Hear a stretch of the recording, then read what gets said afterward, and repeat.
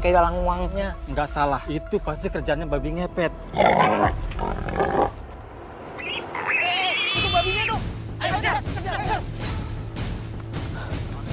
Kita lagi ngejar babi ngepet. Tadi larinya arah sini. Ke arah rumah saya. Mas, kita bakalan jadi orang paling kaya di kampung ini. Tolong hentikan ini semua, Pak. Masih ada jalan keluar, Pak. Bapak jangan kerja sama iblis, Pak. Cukup. Daripada kamu ngoceng gak jelas kayak gitu, mendingan sekarang kamu pergi dari sini. Karena kalau enggak apa? Kalau enggak apa?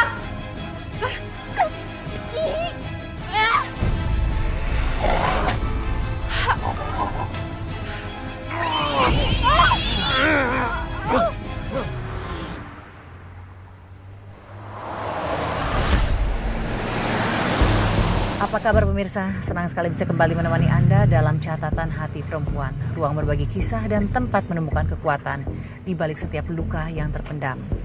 Kisah pilu kita kali ini mengingatkan kepada kita bahwa permasalahan besar itu banyak datang dari dalam keluarga itu sendiri dan bukan dari orang luar.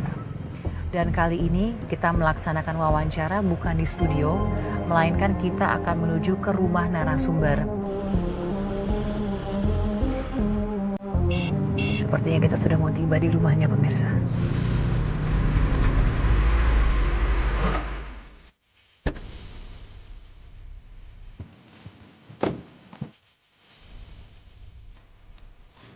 Ini rumah narasumbernya. Iya. Bacanya kamu cek dulu narasumbernya siap belum? Halo monitor.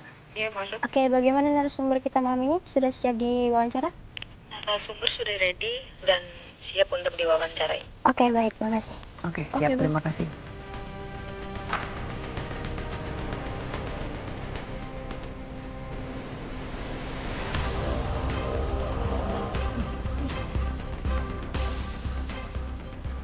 Pemirsa, narasumber kita bernama Anissa, seorang gadis pesantren yang pulang dengan penuh harapan, namun dihadapkan pada kenyataan bahwa bapaknya terlibat dalam pesugihan babi ngepet.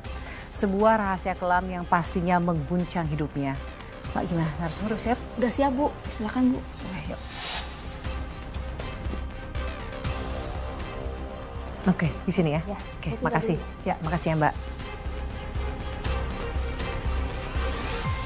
Pemirsa, sekarang saya sudah berada di rumah narasumber kita, Mbak Anissa.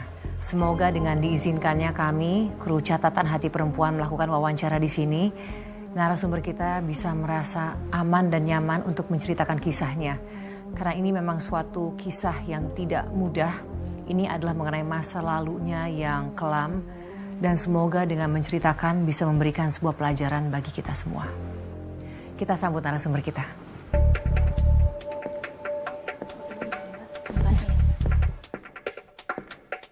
Mbak Anissa, terima kasih loh Mbak sudah mengizinkan kita syuting di sini Mbak. Iya, sama-sama, Mbak. Mbak, kembali saya mau menyampaikan kepada Mbak Anissa bahwa kerahasiaan identitas Mbak itu akan kami jaga ya Mbak ya. Dan kami berterima kasih Mbak sudah mau menceritakan kisahnya kepada para perempuan hebat di luar sana. Iya, Mbak. Sama-sama. Apakah kamu sudah siap untuk menceritakan kisah kamu Mbak? Insya Allah, aku siap, Mbak. Aku ingin kebenaran didengar.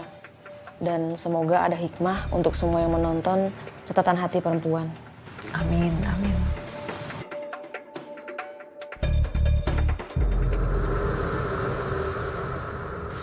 Dingin gini ya. Iya. Uang Bu Yati hilang lagi. Seminggu ini udah 3 orang yang kehilangan uangnya. Nggak salah, itu pasti kerjanya babi ngepet. Kampung kita udah nggak aman. Zaman sekarang masih aja percaya sama tahayul. Udah ayo kita ngeronda lagi lah. Nggak percaya. Dompet saya masukin dalam lemari, tetap hilang. Kerjaan siapa coba kalau bukan babi? Itu babinya tuh. Itu. Ayo kejar.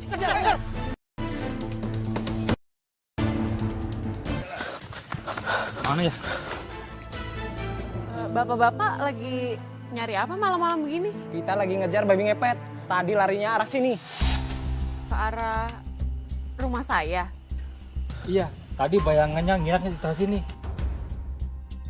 Jangan-jangan Udah periksa aja. Siapa tahu babi ngepetnya sembunyi di sini. Periksa aja kita. Bapak, Bapak jangan asal nuduh ya kalau nggak punya bukti. Ini rumah bapak saya. Kita hanya ingin tahu kebenarannya karena kampung kita sering kehilangan. Bentar-bentar Pak. Saya ini posisinya baru pulang dari pesantren.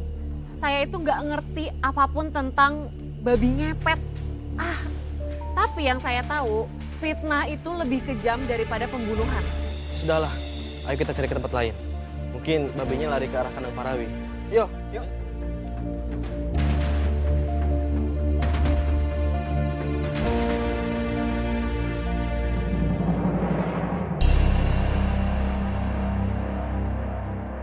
Anissa, Bapak, Kamu udah pulang? Bapak dari mana kok kuyup kayak gini? Iya, Bapak habis benerin keran tadi bocor. Makanya ya capek begini. Ayo, pulang. Ayo.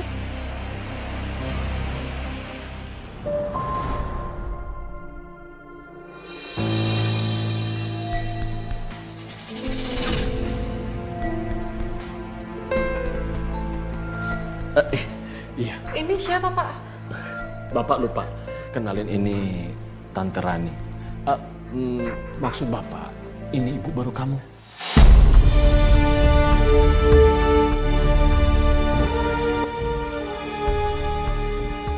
Kok Bapak tega sih Pak? Ibu itu baru meninggal 1 minggu yang lalu Pak. Udah Anissa, jangan menyalahkan Bapak. Hidup itu harus terus berjalan. Bapak ini butuh pendamping. Dan kamu juga itu butuh sosok ibu di rumah ini. Ya enggak Pak, maksud Nisa kenapa bisa secepat ini? Lebay. Belum apa-apa juga kamu nyambut ibu tiri kamu dengan cemoohan. Udah, Bapak nggak mau debat. Sekarang Bapak minta kamu tunjukkan bahwa kamu itu punya adab. Ya, sungkem sama ibu kamu.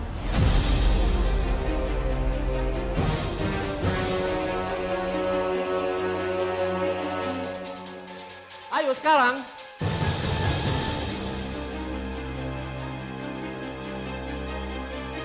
Tahu diri juga kamu akhirnya. Yaudah Pak, Nisa izin pamit ke kamar dulu.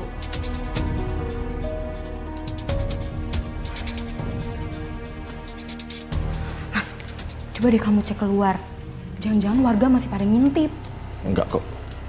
Tadi saya udah cek. Udah nggak ada semua. Bagus. Tapi kita harus tetap lebih hati-hati. Jangan sampai anak kamu itu tahu soal pesugihan ini. Iya. Sampai kapanpun Anissa tidak boleh tahu ini. Iya. Kita tetap harus jaga rahasia ini dengan rapi.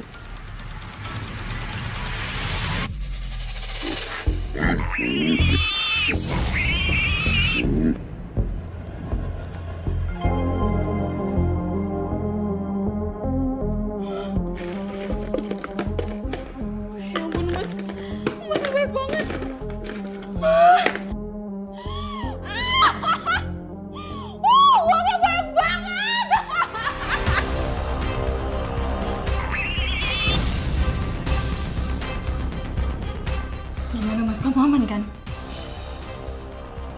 Mas, hasil malam ini tuh nggak mengecewakan.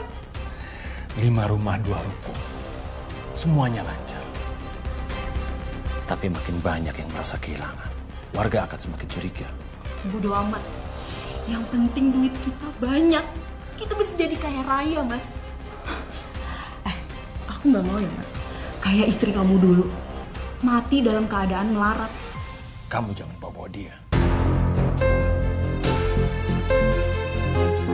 Tapi kan emang itu faktanya, Mas.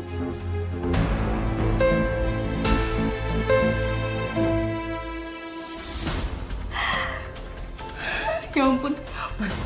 Sebentar lagi kita bakalan jadi orang paling kaya di kampung ini.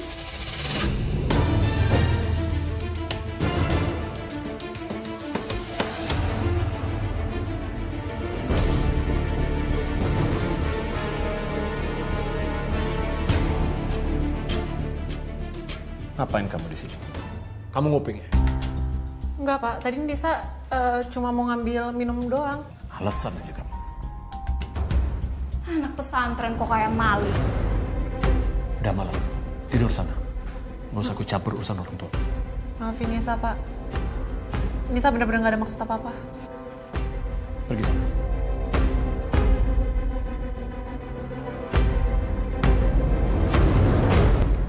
Bapakku dulu hangat, Mbak. Sederhana, selalu punya waktu buat aku. Tapi setelah menikah, Bapak berubah. Bapak jadi cepat marah, penuh rahasia, dan cara Bapak memandang aku pun udah beda. Maksudnya gimana Mbak? Beda caranya memandang kamu? Iya, Bapak memandang aku seperti bukan anaknya, Mbak. Bapak selalu belain istri mudanya itu. Mbak, apa mungkin bapak kamu diguna-guna oleh istri mudanya itu? Saat itu aku nggak mau seuzon, Mbak. Tapi aku dengar mereka ngomong tentang uang, tentang rahasia, dan warga yang bilang soal babi ngepet itu terngiang-ngiang di kepala aku. Jadi puzzle-puzzle itu mulai menyatu di kepala aku.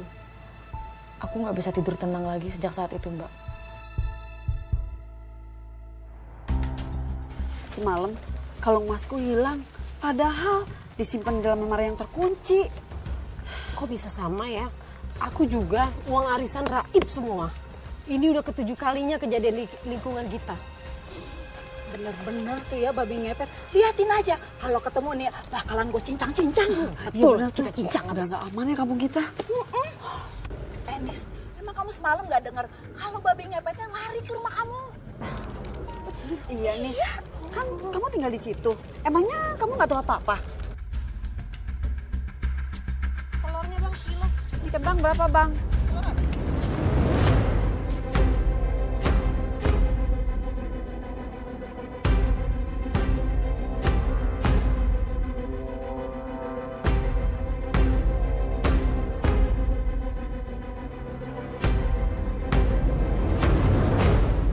Nisa, sini cepetan. Pak, makasih ya Pak.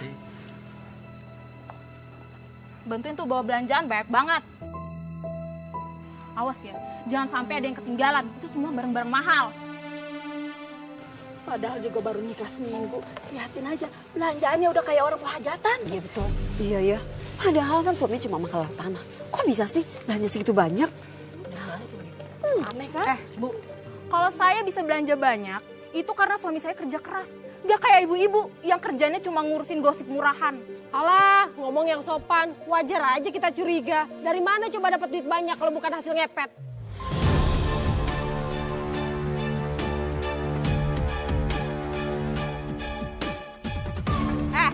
Kalian kalau iri, bilang aja.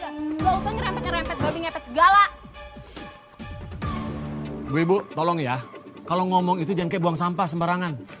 Kalau emang yang salah itu nggak usah nyolot. Udah. Kamu nggak usah ngikutin kalian bang. Ayo Nisa. Udah bang nih ya, utangnya bang. Bang bawangnya bang.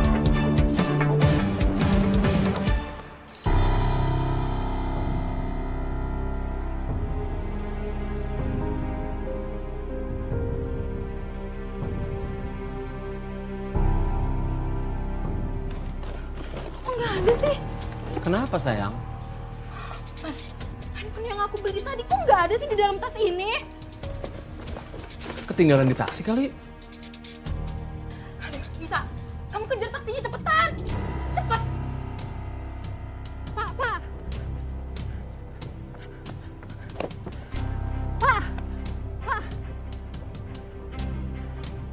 Pak, tunggu sebentar Pak.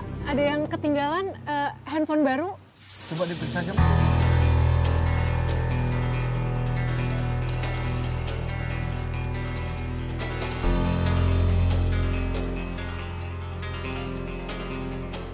Aduh, nggak ada lagi Pak. Gimana ya? Kalau nggak ada, saya pamit pergi ya Mbak. Bentar. Gimana kalau misalnya Bapak nemenin saya untuk nyari? Kayaknya jatuh deh Pak di jalan. Aduh, sorry Mbak, saya harus ngambil orderan lain. Pak.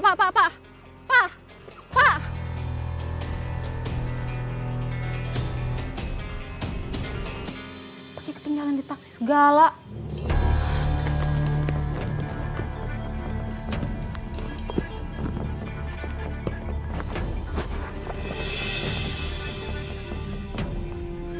Ternyata HP-nya ada di dalam tas. atas.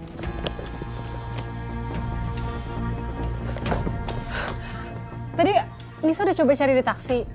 Tapi udah deh, kamu tuh gak usah lebay. Ini HP-nya udah ketemu, ada di dalam tas ternyata. Makanya kamu tuh kalau disuruh, jangan kayak orang linglung. Istri muda bapakku itu justru sering semena-mena sama aku. Aku bukan cuma sering disuruh-suruh kayak pembantu, tapi sering disalahin atas sesuatu yang jelas-jelas salah dia sendiri. Apa sih? Udah. Gitu aja kok repot. Lagian juga kalau hilang kan tinggal beli lagi. Jangan kayak orang susah. Tenang aja. Iya, Mas. Yuk, masuk. Bisa?